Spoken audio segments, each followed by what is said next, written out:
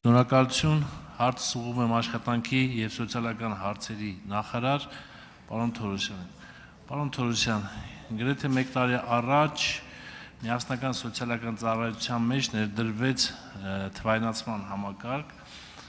ավտոմատացված համակարգ, երբ նպաստառուների ու բոլորի այդ ստատուսները որոշվում է արդեն թվային ալգորիթմների միջոցով եւ վերջին ժամանակներից քաղաքացիների հետ հանդիպման ժամանակ, հատկապես քարոզարշավի ժամանակ, հիմնական խնդիրը քաղաքացիները այս թեման էին բարձրացնում, մոտ 90%-ով, որքանով գիտեմ, գուցե սխալվում եմ, նպաստառուների թիվը նվազել է Սյունիքի մարզում եւ նաեւ գիտեմ, որ այդ թվային կարգավորումները որոշակի խնդիրներ ունեն եւ հարցս հետևյալումն է, արդյոք պատրաստվում է որոշակի ճշգրտումներ անել, այդ պիլոտային ծրագիրը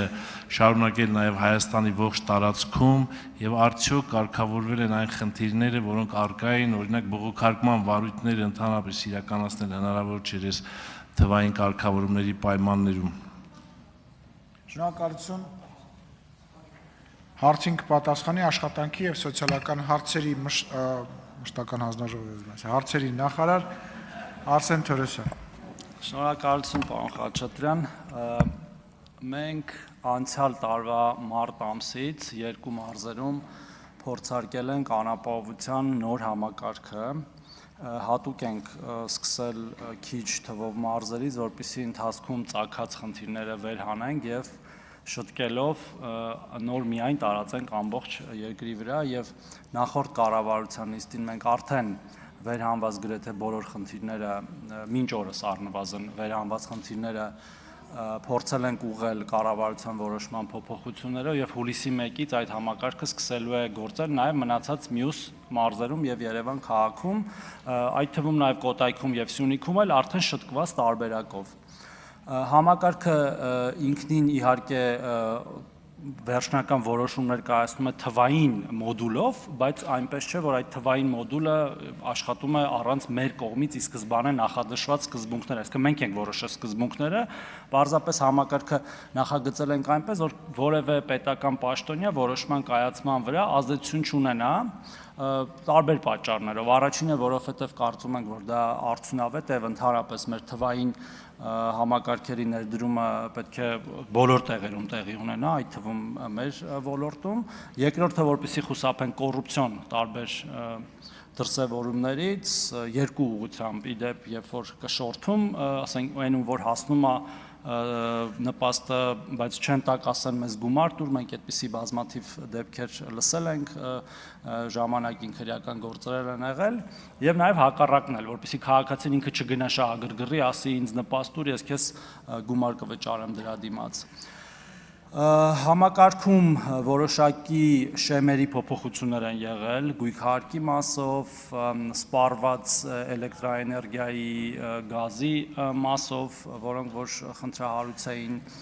թվում, համակարգում այոները դրվել նաև բողոքարկման ինստիտուտ եւ հնարավորություն է տրվելու շատ փոքրաթիվ դեպքերում, շատ փոքրաթիվ նաև թղթային փաստաթղթեր ներկայացնել, որոնք հիմք կհանդիսանան որոշման կայացման վրա, նախկինում այդ հնարավորությունը ընդհանրապես չկար, բայց միևնույն ժամանակ ես չեմ կարող այս առիթը բաց թողնել եւ եւս մեկ անգամ խոսել այն բանի մասին, որ այս համակարգը մարդկանց բարեկեցությունը վերջնական լավացնելու մասին չէ, այն ժամանակավոր համակարգ պետք է լինի, մինչև որ քաղաքացիները կկարողանան ինքնուրույն իրենց աշխատանքով, կրթությամբ հոգալ իրանց կարիքները եւ մենք պետքա ավելի շատ դրա մասին մտածենք եւ խոսենք, քան թե նման համակարգերում մարդկանց ընդմիշտ պահելու մասին։ Շնորհակալություն։ Արձագանք։ Շնորհակալություն, պարոն Թորոսյան, իհարկե համաձայն եմ մտքի հետ, որ սա բարեկեցության հարց չի լուծում։ Երկու օրինակ եմ ձեզ ուզում բերել, 8 երեխա ունեցող ընտանիքը հայր չունի, շատ ծանր պայմաններով են ապրում եւ վարկ են վերցրել, որպեսզի բժշկական ծառայություն հոգան, շտապ վիրահատության հարց է եղել, այդ վարկի պատճառով զրկվել են այդ 8 երեխաները եւ մայրը նպաստից եւ կա եւս 5 երեխա ունեցող, ոչ մեկ չի աշխատում, վարձով են ապրում, ելի հրատա բժշկական օգնության կարիք ա եղել, վարկ են վերցրել, որպեսզի բուժում անեն եւ զրկվել են։ Եվ հուսով եմ, որ այս ծրագրատեխնիկական լուծման մեջ այս խնդիրներն արդեն լուծված կլինեն։ Շնորհակալություն։ Շնորհակալություն պարոն Խաչատրյան, մենք արդեն իսկ այդ մասով կարգավորումներ փոխել ենք, դրանք արձանագրված խնդիրներից մի քանիսն են եղել եւ ինքնուրույն վարկ վերցրած քաղաքացիների մասին եւ երաշխավոր կանգնած քաղաքացիների մասով դրել ենք սահմանաչափեր, եթե վարկը չի գերազանցում 10 միլիոն դրամը եւ եթե վաղեմությունը արդեն անցել է 3 տարուց, այդ ժամանակ դրանք բացառող գործոն չեն համարվի, այսինքն քաղաքացիների դիմումը այդ դեպքում բացառող գործոնով ավտոմատ չի մերժվի, նա կարող է մերժվել այլ բացառող գործոններով, այնտեղ գույքարկի չափ կա,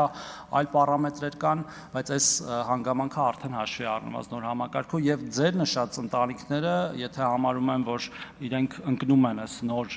փոփոխությունները, կարող են նորից դիմել, այստեղ սահմանափակում չկա դիմելու թվի եւ հնարավոր է, որ իրենց նշանակվի եւ արդյոք օգտագործելով եւս մեկ անգամ ուզում եմ ասել, որ այս նոր համակարգում ի տարբերություն նախկինի նպաստների չափերը